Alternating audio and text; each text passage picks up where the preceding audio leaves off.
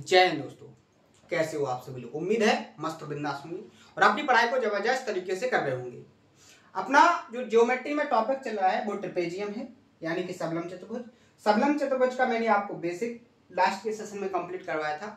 उम्मीद है आप सभी लोगों ने बहुत अच्छे से उस ट्रेपेजियम की जो बेसिक कॉन्सेप्ट थे, जो बेसिक की पॉइंट्स थे, वो सारे के सारे की पॉइंट्स आपने प्रॉपर तरीके से नोट किए होंगे और उनका रिवीजन भी किया होगा। अभी अपने 2 दिन से जो सेशन है वो स्किप हुए हैं, उसके लिए मैं आपसे माफी चाहता हूं, लेकिन उसका बहुत बड़ा रीजन है। मैं आपके सेशन को स्किप नहीं करना चाहता, लेकिन एक ऐसा कारण है जिसको करना बहुत इंपॉर्टेंट था, क्योंकि मैं एक ऐसे काम में लगा हुआ हूं, मैं एक ऐसा प्लेटफॉर्म बनाना चाहता हूं कि जो बहुत नीचे दबके के लोग हैं, जो बहुत अच्छे से अपनी जो शिक्षा है वो पूरी नहीं कर पा रहे हैं, उन सभी स्टूडेंट के लिए मैं बहुत अच्छे से एक प्लेटफॉर्म क्रिएट करने की कोशिश कर रहा हूँ, जिसमें सभी लोगों की मदद हो, सभी लोग बहुत अच्छे से पढ़ पाएं और एक ऐसा कंटेंट अपने आप में वो प्रोवाइड हो जाए उन तक कि वो एक सिलेक्शन तक पहुंच जाए।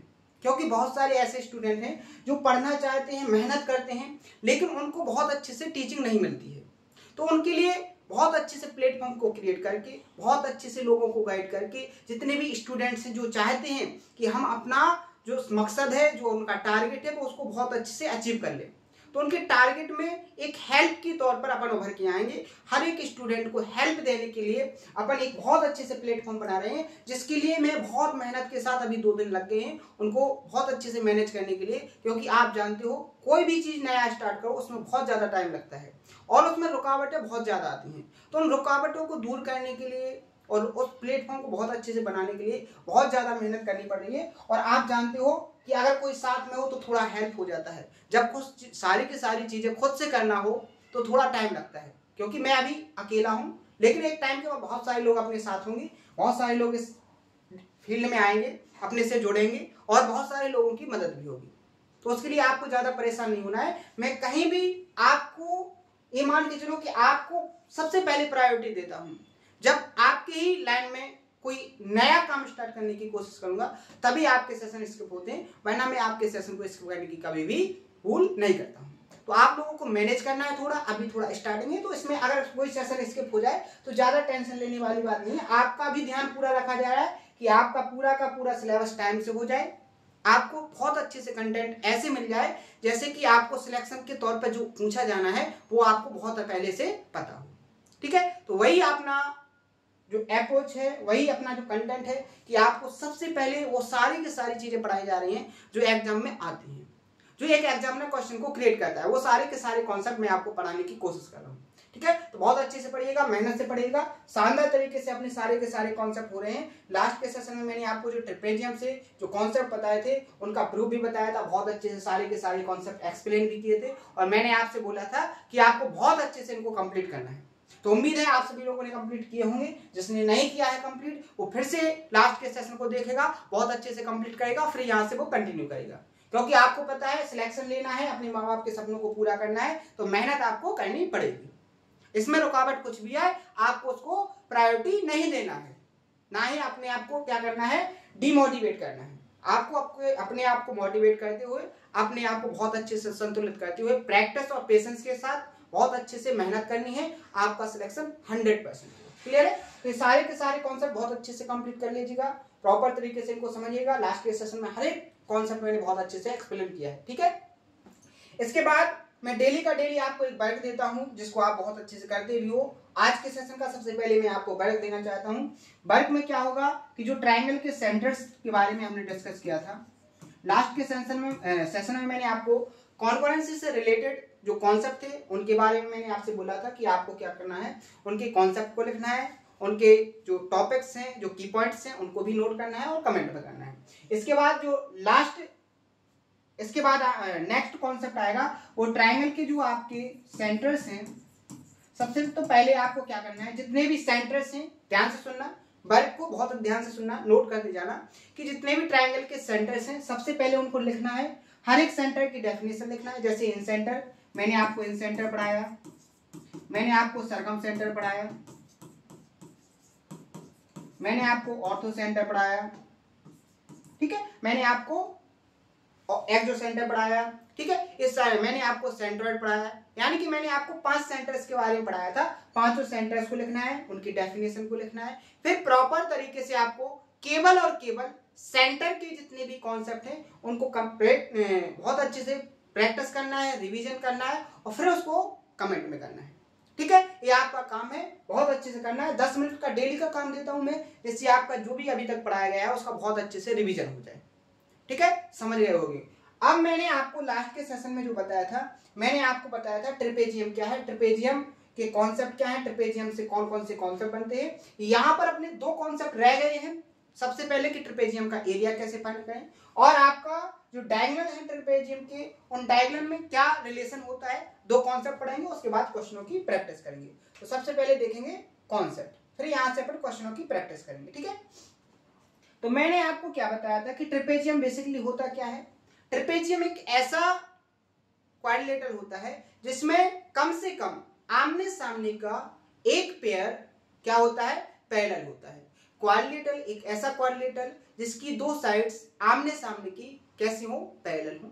तो वो दोनों साइड पैरेलल होने की कंडीशन के बाद वो जो आपका क्वाड्रिलेटरल है वो क्या बन जाएगा, आपका एक ट्रिपेजियम बन जाएगा। बहुत अच्छे से समझाया, लास्ट के सेशन को देखें। तो मैंने आपके सामने क्या बना दिया, एक ट्रिपेजियम।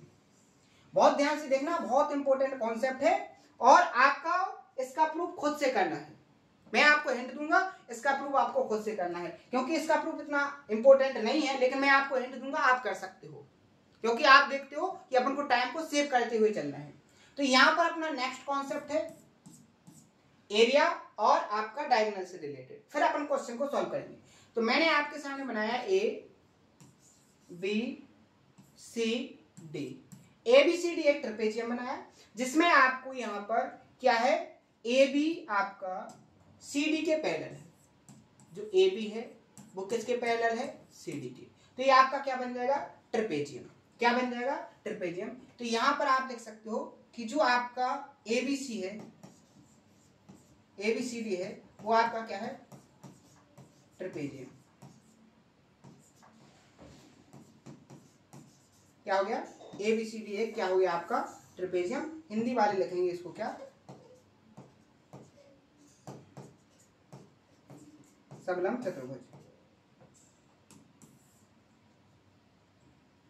क्या लिखेंगे, अरे क्या लिखेंगे, सबलम चतुर्भुज।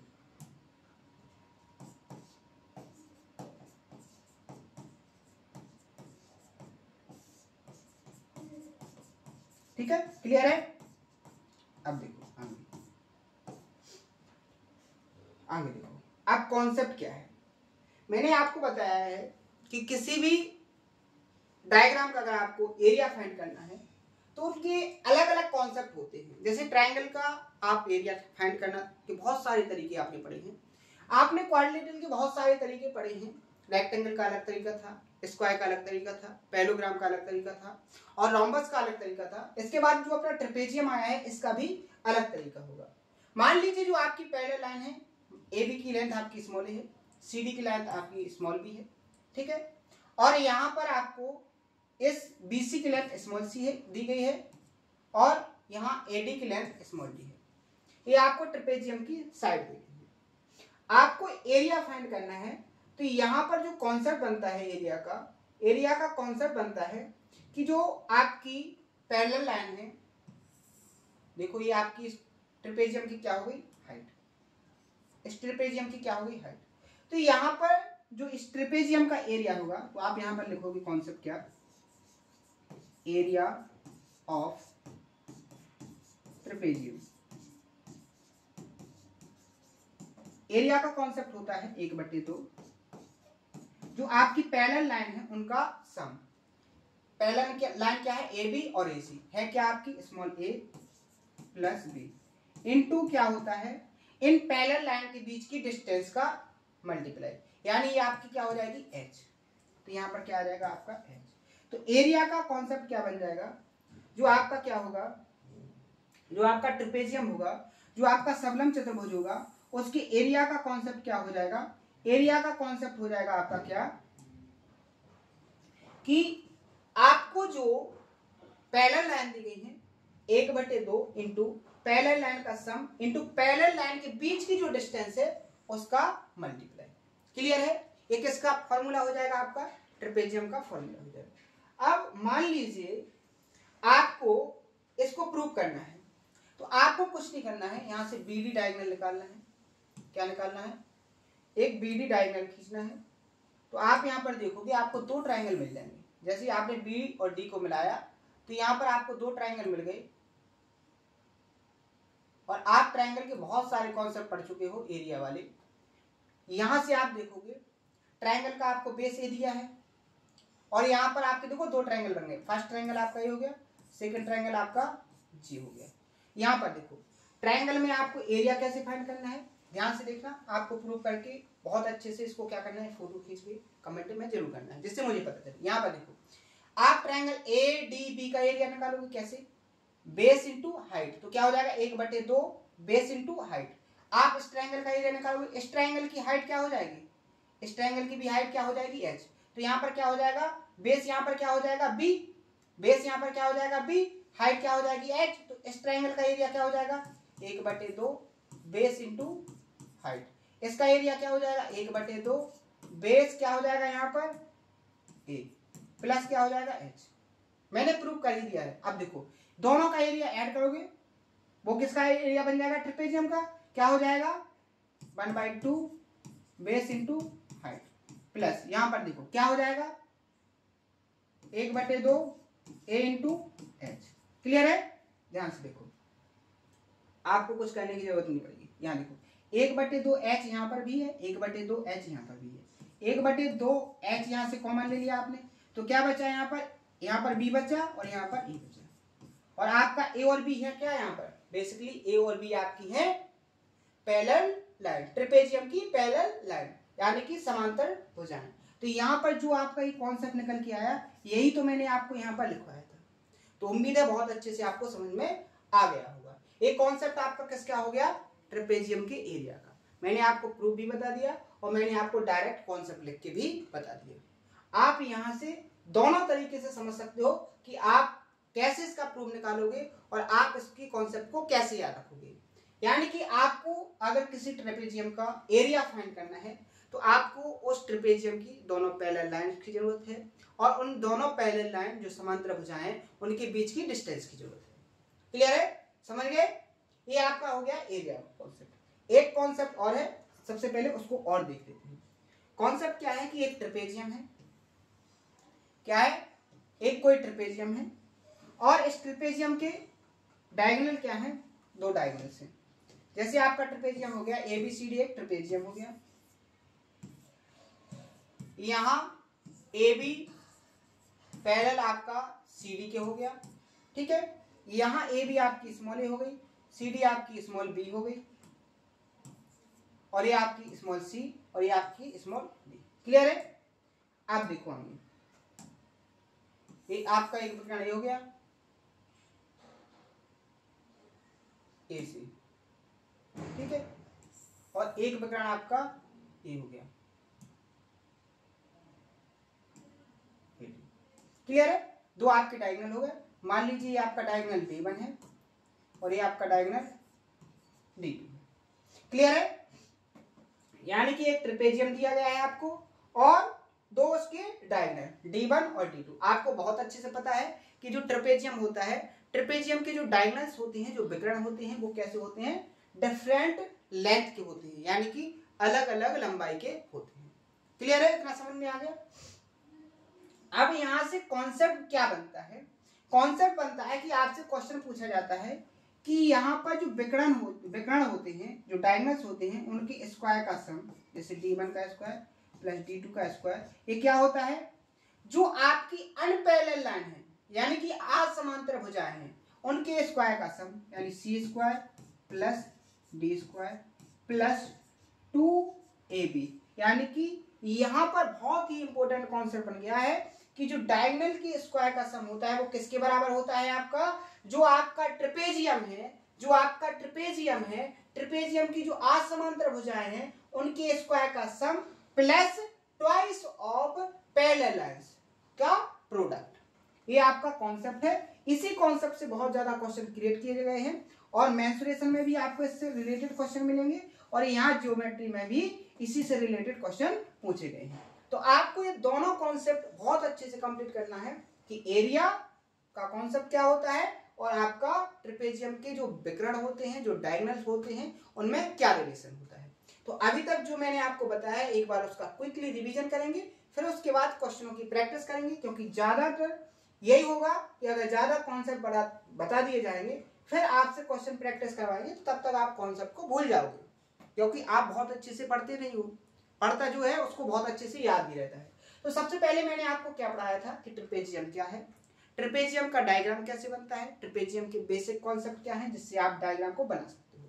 फिर मैंने आपको बताया था कि ट्रेपेजियम में दो आमने सामने की जो लाइन होती हैं वो आपकी पैरेलल होना चाहिए, एक जो पेयर है वो पैरेलल होना चाहिए। यहाँ पर डायगोनल आपके एक दूसरे के इक्वल नहीं होते हैं। कौन कौन से ट्रायंगल सिमिलर होते हैं, उनमें कौन कौन से ट्रायंगल सिमिलर होते हैं, तो उनमें कौन कौन सी लेंथ होती है जिनका रेशियो कैसा होता है, इक्वल होता है। उसके बाद मैंने आपको बताया था कि आपकी जो अनपैरेलल लाइन होती है, जैसे एक ये हो गई, एक ये वाली हो गई, इन दोनों लाइन पैरेलल नहीं होती है, लेकिन इनसे बनने वाले जो ट्रायंगल होते हैं वो दोनों एरिया में इक्वल होते हैं। कैसे होते हैं वो भी मैंने आपको यहाँ प्रूव करके बताया था। उम्मीद है बहुत अच्छे से समझ में आ गया होगा। यहाँ पर मैंने आपको ट्रेपेजियम का एरिया निकालना बताया है। यहाँ पर मैंने आपको आज के सेशन में ट्रेपेजियम के डायगोनल में रिलेशन बताया है। तो उम्मीद है बहुत अच्छे से आपको समझ में आ गया होगा। अब देखते हैं इस पर क्वेश्चन कैसे एग्जामिनर क्रिएट करता है। ये जो क्वेश्चन है बहुत लॉजिकल क्वेश्चन है, एक प्रकार से आपका कॉन्सेप्ट भी है कि आप अगर इस फॉर्म की अगर आपको क्वेश्चन दिए जाएंगे तभी सॉल्व होंगे, अगर उनमें डाटा कुछ और सेट कर दिया तो आपके क्वेश्चन सॉल्व नहीं होंगे। यहाँ पर देखो एक डायग्राम दिया है जो कैसा एक सबलम है, ट्रेपेजियम है। आपको BAD एंगल की वैल्यू फाइंड करना है। BAD आपको इस एंगल की वैल्यू को फाइंड करना है, यानी इस एंगल को आपको फाइंड करना है। अब ये एंगल आपका कैसे निकलेगा वो आपको इस डाटा के अंदर जो डाटा दिया गया है उस पर काम करना है और उससे क्या करना है, आपको इस एंगल की वैल्यू फाइंड करना है। अब आप यहाँ पर देखिए जो आपको दिया गया है उस पर आपको काम करना है बहुत अच्छे से। यहाँ पर देखो आपको CD कितनी दी गई है 11, BC आपको 4 दी गई है और AD आपको कितनी दी गई है यहाँ पर 15। कितनी दी गई है 15। ये जो लेंथ है ये कितनी दी गई है आपको 15 ठीक है, और ऊपर वाली जो लेंथ है वो आपको 4 दी गई है। अब यहाँ पर देखो आपको यहाँ पर जो फाइंड करना है वो BAD एंगल फाइंड करना है। तो मैंने आपको बताया था कि जब भी ऐसे क्वेश्चन आते हैं तो आपको क्या करना है, डायग्राम में कोई ना कोई ऐसी क्रिएटिविटी करना है जिससे आपका आंसर निकल आए। ठीक है, क्या हो जाए जिससे आपका आंसर निकल आए। तो क्या आप इस डायग्राम के अंदर कुछ देख रहे हो, आप देख रहे हो 15 और 4 का डिफरेंस कितना है 11, और ये भी साइड आपको कितनी दी गई है 11। तो आप यहां पर देखो, अगर आप C वर्टेक्स से इस तरीके से यहां पर डाल दो कि आप देखो कि ये वाली जो लेंथ है ये आपकी 4 हो जाए और जितनी ये लेंथ बचेगी ये कितनी हो गई आपकी 11। कैसे, टोटल आपकी 15 है, यहां से लेके यहां तक की आपकी 4 हो गई और यहां से लेके यहां तक की आपकी 11 हो गई। ध्यान से समझना है, अगर इस तरीके से अगर आपका डाटा सेट नहीं किया जाता तो इसका जो आंसर होगा वो कैन नॉट बी डिटरमाइंड होगा। ठीक है, ये क्वेश्चन का आंसर है। यहां देखो अब आपका ये वाली लेंथ 11 और ये वाली लेंथ 11, ट्रायंगल या मान लो P है यहाँ पर CPD में। तो आपको पता है कि अगर दो साइड इक्वल हो तो उनके अपोजिट एंगल भी कैसे होते हैं, इक्वल लेंथ के होते हैं। क्लियर है। तो यहां देखो अगर इसके सामने ये वाला एंगल है और इस 11 के सामने ये वाला एंगल है और ये 40 डिग्री का दिया है, तो इन दोनों एंगल का सम कितना होगा, इन दोनों एंगल्स का सम कितना होगा, अगर ये 40 है तो ये दोनों का सम बचा 140, यानी ये भी 70 का हो जाएगा और ये भी 70 का हो जाएगा कि नहीं हो जाएगा। अब आप यहां पर देखो, अगर आप देखोगे AB पैरेलल किसकी हो गई, CP की, क्योंकि आप देखो यहां पर AP के बीच की डिस्टेंस कितनी है 4 और यहाँ BC के बीच की डिस्टेंस कितनी है 4, तो ये दोनों लाइन पैरेलल हो जाएंगी कि नहीं हो जाएंगी। अगर पैरेलल हो जाएंगी तो आप देखो ये क्या हो जाएंगे, संगत कोण। अगर ये 70 है तो ये भी कितना हो जाएगा, 70। और आपको यही BAD एंगल आपको फाइंड करना था, तो ऑप्शन नंबर बी यहाँ पर क्या हो जाएगा आपका करेक्ट आंसर। बेसिक कॉन्सेप्टों से रिलेटेड है, लेकिन कॉन्सेप्ट को कैसे लगाना है, कैसे सेटिस्फाई करना है, वो आपके ऊपर डिपेंड करेगा कि आप कितना ऑब्जर्व कर पा रहे हो। तो उम्मीद है आपको बहुत अच्छे समझ में आया होगा। तो आज के सेशन में तो अपन यही विराम करते हैं, कल के सेशन में देखेंगे। लेकिन आज का जो वर्क है उसको बहुत ध्यान से करना। सेशन छोटा है, लेकिन वो तो मैं आपको सेशन ज्यादा स्किप ना हो, आपको ऐसा ना लगे कि आपका सिलेबस टाइम से नहीं होगा, इसलिए मैं कोशिश कर रहा हूँ कल से आपकी प्रॉपर तरीके से सेशन होंगे। हर एक सेशन को प्रॉपर तरीके से कंप्लीट किया जाएगा। 1 घंटे से कम का कोई सेशन नहीं होगा, 1 घंटे से ज्यादा का ही आपका हर एक सेशन होगा। तो आज के सेशन में अगर कोई डाउट आए तो उसको कमेंट बॉक्स में जरूर बताएं। हर एक डाउट को आपको प्रॉपर तरीके से सॉल्यूशन किया जाएगा और हर एक डाउट को बहुत अच्छे से आपको समझाया भी जाएगा। तो आपको सेशन को ज्यादा से ज्यादा शेयर करना है। आज के सेशन में इतना ही, मिलते हैं नेक्स्ट सेशन में इसी जोश उम्मीद के साथ। थैंक यू, धन्यवाद।